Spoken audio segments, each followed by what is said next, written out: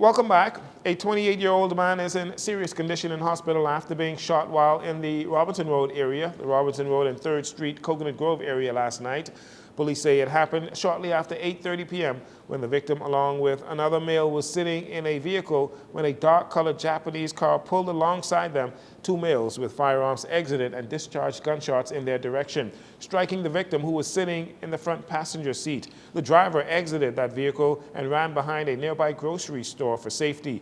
The suspects then made good their escape in a western direction on Robinson Road. The victim sustained injuries to his upper body and was last listed in serious condition in hospital.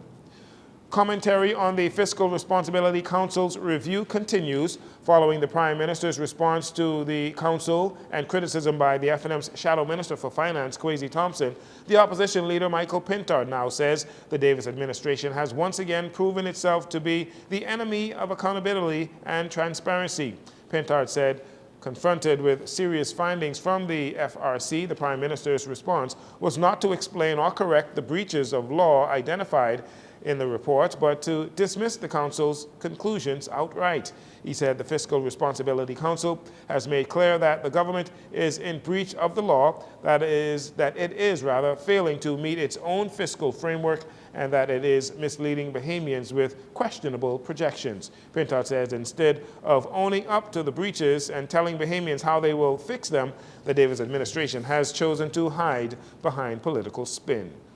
The U.S. Embassy will be closed to the public on August 26 at its present location on Queen Street after 52 years of operations there. The embassy is set to relocate and resume operations on September 2nd at the new embassy compound located on 235 Shirley Street. U.S. officials say the new embassy is a $225 million investment that will strengthen U.S. presence here in the Bahamas.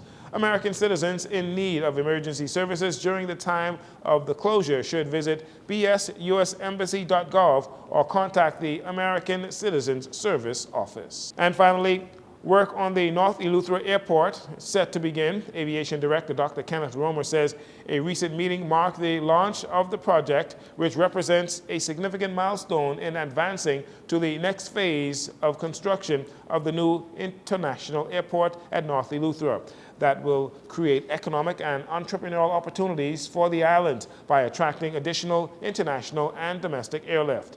The initial phase will include site clearing and grading ahead of the actual terminal construction, which is scheduled to begin in October with a target date to complete in the third quarter of 2026. Airside work on the runway is expected to begin the first quarter of 2026 through a project funded by the IDB. That'll do it for your JCN Evening News. I'm Dorino Saunders. Thank you so much for joining us. This segment of the news has been brought to you by Sun Oil Limited.